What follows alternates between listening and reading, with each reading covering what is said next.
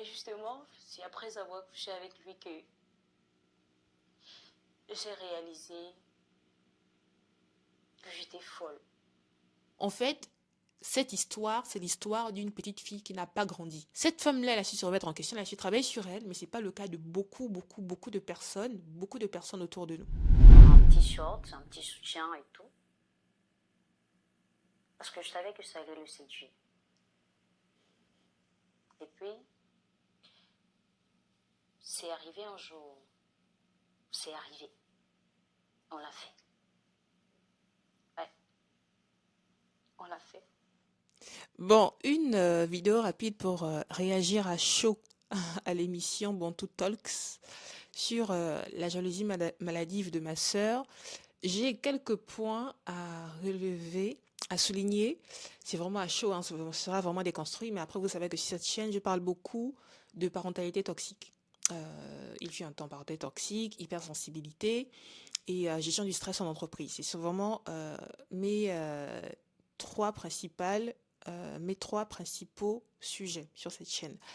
Premier point sur cette vidéo qui est très parlante d'elle-même, c'est qu'en fait, à quel niveau de l'acting?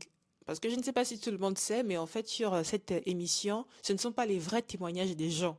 En fait, ce ne sont pas les vraies personnes qui viennent donner leurs témoignages, mais ce sont des acteurs qui, en fait, viennent retranscrire l'histoire. Mais à quel niveau de l'acting? Non, elle abuse quand même. Je vais vous mettre quelques extraits. En 6 mois, vous vous rendez compte, elle a un groupe d'amis qui... Elle a un groupe d'amis avec qui elle cause, avec qui elle parle, avec qui elle est là tout le temps. Elle passe son temps à m'inviter à causer avec eux, à papoter avec eux, à discuter avec eux. Mais et en fait, j'ai mal au plus profond de mon être. En fait, la go abuse. Elle abuse trop. Comment tu peux autant t'imprégner de l'histoire de la personne concernée? Au bout d'un moment, faut arrêter. Bon, ça, c'était juste la petite parenthèse pour rentrer dans le sujet. Il faut savoir que la manière dont elle décrit les choses, c'est normal, en fait. Il faut apprendre, en fait, à normaliser la jalousie.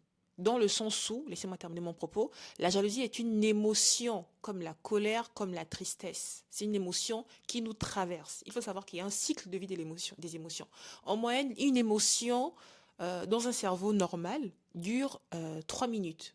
Au grand maxi 5. Après, ça dépend. Il y a des émotions qui peuvent durer plus ou moins longtemps. Je vais mettre en capture d'écran. Je vais mettre à l'écran une capture d'écran du cycle de vie des émotions. Les émotions ne durent pas très longtemps, normalement. En moyenne, une émotion dure 2 3 minutes. Donc, ressentir de la jalousie, arrêter de, en fait, culpabiliser les gens qui ressentent de la jalousie. Par contre, là où ça devient problématique, c'est lorsque on entretient cette jalousie-là. Il faut savoir que la manière dont cette actrice très douée raconte l'histoire de cette femme, par rapport à l'histoire avec sa petite sœur, c'est une émotion normale d'une adolescente qui, en fait, s'est vue dérober son environnement. Quand on est adolescent, quand on est enfant, on se construit et quelque part, nos repères, c'est ceux qui nous entourent, ce sont les personnes qui nous entourent, ce sont les amitiés, n'est-ce pas, que nous pouvons construire. Comment est-ce qu'un adolescent, en fait, construit sa confiance en lui? C'est par rapport à l'interaction qu'il a avec son environnement. Comment est-ce que tes parents réagissent avec toi? Comment est-ce que tu arrives à créer ton cercle amical? Comment tu arrives à créer un cercle social autour de toi? C'est comme ça, en fait, qu'un adolescent arrive à, quelque part, construire sa confiance en lui. Alors que, malheureusement, cette fille-là, en tout cas cette femme qui raconte son histoire, s'est vue comme dérober quelque chose qui, en fait, pensait qu'il lui appartenait de plein droit. En fait, pour moi, ce que vit, ce qu'a vécu cette femme, c'est en fait une injustice. C'est le sentiment d'injustice, en fait, qui est venu s'accaparer de son cœur, s'accaparer de sa manière d'interpréter les choses. Et c'est cette injustice-là qui a abouti à de la jalousie entretenue. Je ne sais pas comment est-ce que l'entretien va se dérouler. J'avoue ne pas. Je suis à la 15e minute lorsque j'ai pris ma caméra et mon micro. Je ne sais pas comment est-ce que la présentatrice va emmener la situation, mais en fait, dans ce genre de situation, c'est important d'adresser la responsabilité des parents. Qu'est-ce que les parents ont fait face à ça, en fait? Après, c'est quelque part un comportement de tous les parents parce que malheureusement ou heureusement, quand on est parent, c'est vraiment une très lourde responsabilité parce que les enfants peuvent basculer du tout au tout en tant que parent, on pense bien faire, on pense faire les choses correctement, cocher toutes les cases, mais après, l'enfant dévie, parce que c'est quelque part la vie dévie les gens, mais en soi, il y a quand même des postures à avoir en tant que parent. Par exemple, créer du favoritisme, c'est un comportement de parent toxique. Ignorer quelque part les enfants, c'est un comportement de parent toxique.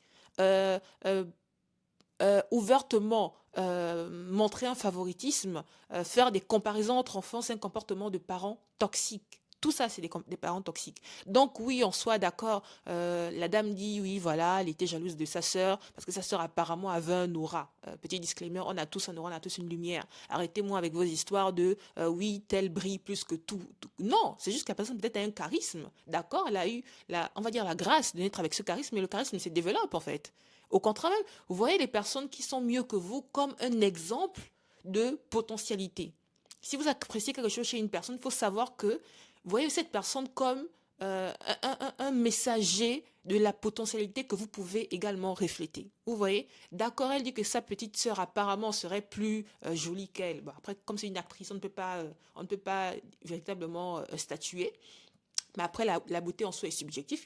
Et avec le maquillage et la chirurgie esthétique, croyez-moi qu'une personne qui peut paraître ne pas avoir... une personne qui pourrait donner l'impression de ne pas avoir été gâtée par les dieux pourrait soudainement, en tout cas à l'âge adulte, à un âge plus avancé, avoir tous les atouts que tout le monde pourra envier. En fait, tout ça, c'est subjectif, en fait. Tout ce qui est matériel est subjectif. Mais c'était quoi mon propos? J'ai oublié. Mais c'est pour dire en fait que les parents ont une responsabilité d'aimer les enfants de façon inconditionnelle. Ça, c'est un réel fait. Je sais que c'est pas évident, je sais que c'est pas facile, mais c'est une réelle responsabilité que les parents, qu'ils soient africains ou qu'ils soient tout ce que vous voulez, doivent réellement embrasser. Vous devez embrasser le fait que tous vos enfants doivent se sentir aimés par vous. Qu'il n'y ait pas un semblant de favoritisme, qu'il faut éviter au maximum de comparer vos enfants entre vous. Et même aussi, et lorsque l'enfant grandit, il y a des signaux. Par exemple, là, la jeune fille, elle fait comprendre que tous ses amis qui avaient sa tranche d'âge entre 17 et 20 ans, lorsqu'ils venaient à la maison, ne restaient pas avec elle, mais traînaient avec la petite fille de 14 ans. Mais vous, en tant que parent, qu'est-ce que vous avez fait?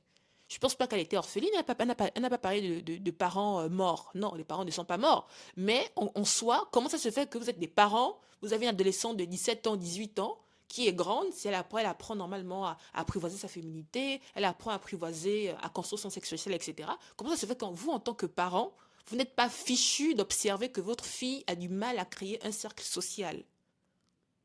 Vous voyez ce que je veux dire?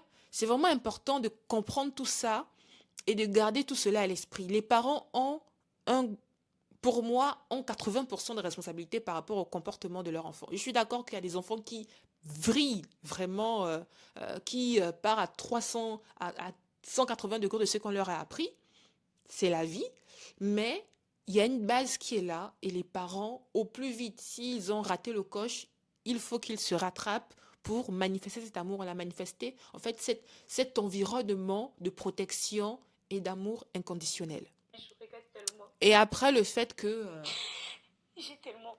après le fait qu'en grandissant, ce ressentiment qu'elle avait contre sa petite sœur, elle le manifeste en passant à l'acte, en fait, pour moi, ce n'est que la conséquence néfaste d'une injustice qui a grandi en elle et est devenue une jalousie. Et malheureusement, à l'âge adulte, en fait, elle se permet maintenant d'agir avec son ressentiment d'enfant. En fait, cette histoire, c'est l'histoire d'une petite fille qui n'a pas grandi. En fait, elle n'a pas su tourner la page. C'est-à-dire que cette violence émotionnelle qu'elle a connue par rapport à la situation avec sa petite sœur, elle n'a pas su tourner la page. On appelle ça ne pas savoir fermer le cycle émotionnel. Parce que même là, après, là, l'actrice aussi, elle en fait un peu trop, elle pleure, etc. On ne sait pas si réellement la personne qui racontait l'histoire pleurait. Mais il faut savoir que lorsqu'une personne raconte une histoire avec beaucoup d'émotion, c'est que la blessure n'est pas fermée.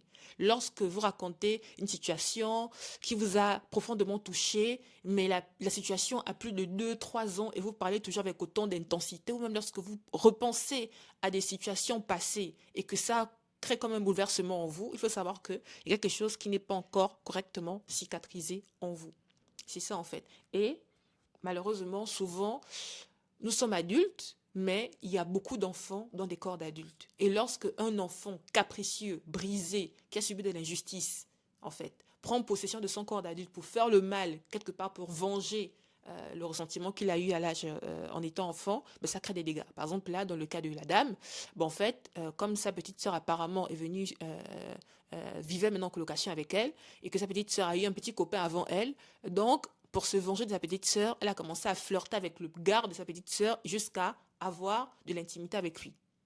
Voilà. C'est qu'en fait, elle n'a pas cicatrisé de la situation d'injustice qu'elle a vécue avec sa petite sœur. C'est pourquoi c'est très important, en fait, de refaire une lecture de votre vie et d'adresser ce qui vous semblait comme de l'injustice, en fait. C'est pas normal, en étant adulte, de repenser à une situation d'enfance et de vous sentir mal. Ce n'est pas normal de réagir comme ça. Je ne dis pas que ce que vous avez vécu était normal, mais en fait, en grandissant, c'est, en fait, le fonctionnement normal du cerveau, c'est de classer. C'est de classer les choses. Vous classez. Vous vivez des choses, vous tirez le feedback qu'il y a tiré, et vous classez, vous passez à la autre chose. Maintenant, le fait que, en étant adulte, vous repensez sans cesse à des événements de l'enfance et que vous êtes aussi bouleversé jusqu'à créer des scénarios de vengeance, ça, c'est pas normal. Il faut aller consulter. Et justement, c'est après avoir couché avec lui que j'ai réalisé que j'étais folle, que je n'allais pas bien en fait, que j'étais malade. J'ai réalisé. Et ce qui est positif avec l'histoire de cette femme, c'est que elle s'est remise en question. Elle s'est remise en question. Elle a reconnu que il y a quelque chose qui clochait. Et elle-même, elle le dit, elle a fait 5 ans de thérapie. Et c'est au bout de 5 années de thérapie qu'elle a su verbaliser que, en fait, elle était jalouse de sa sœur. C'est-à-dire que c'était inconscient. En fait, elle vivait les affres de son injustice qui est devenue de la jalousie inconsciemment. Elle était en pilote automatique. Et malheureusement, il y a beaucoup d'adultes comme ça, qui sont en fait des enfants, en fait, qui sont des corps d'adultes, qui sont en pilote automatique. On pense que ce sont des personnes normales, qui ont tout leur esprit, qui sont sensées, etc. Mais en fait, ce sont des enfants blessés qui veulent juste se faire justice eux-mêmes. Cette femme-là, elle a su se remettre en question, elle a su travailler sur elle, mais ce n'est pas le cas de beaucoup de personnes autour de nous. Chacun a son étoile. Bon, in fine, avec un grand F, comme disait mon prof de philo, le témoignage de cette femme reste positif parce que, en tout cas, sa démarche est constructive, parce qu'elle s'est remise en question, parce qu'il y a des gens qui nourrissent malheureusement ce genre d'émotions et ne se remettent jamais en question pour ils sont dans leur bon droit, voilà, de se faire justice ad vitam aeternam. Elle s'est remise en question, elle a fait une thérapie et à la fin, je ne sais pas si c'est la démarche de l'actrice ou si c'est vraiment l'approche de la personne à qui appartient l'histoire, mais en fait, il y a de l'acceptation. Et en toute chose, c'est accepter son histoire. C'est accepter son histoire. Aussi misérable, aussi minable, permettez-moi l'expression, aussi indésirable que peut être votre histoire à vos yeux, le plus important, c'est déjà de l'accepter, de vous l'approprier. Il faut accepter qui vous êtes. Il faut accepter tout ce qui vous concerne en fait. Il ne faudra pas qu'une personne de l'extérieur, quand elle parle de vous, vous êtes choqué. Bon, vous pouvez être choqué par la figure de style et puis l'extrapolation qu'elle peut en faire, mais l'essence même de votre histoire ne devrait pas vous mettre mal à l'aise. Ce genre de situation, je ne suis pas experte en jalousie, mais l'acceptation, ça permet à 80% de résoudre beaucoup de situations. Acceptez votre histoire. C'est en acceptant votre histoire que vous seriez à même d'accepter les histoires des autres et vous seriez à même de trouver des solutions pour améliorer votre existence. Parce que croyez-moi, il n'y a rien de définitif sur Terre. Il n'y a rien d'éternel sur Terre. Tout est passager. Quelque chose de 4 étoiles, sans travail constant, peut devenir un étoile, en fait. C'est pour vous dire, en fait, qu'il n'y a rien de constant. Et même si votre vie actuellement ne vous plaît pas, vous pouvez, en fait, vous donner les moyens de travailler dessus et de vous améliorer. Et vous donner rendez-vous, en fait, dans 3 ans, 5 ans, pour voir comment vous avez pu évoluer. En parlant de ça, j'accompagne des femmes hypersensibles en entreprise. Si vous avez des problèmes avec votre gestion de stress, vous avez du mal à vous affirmer, à prendre la parole en réunion, je peux vous accompagner. Je propose des offres d'accompagnement dans ce sens. Et pour venir à l'émission, c'est tout pour moi.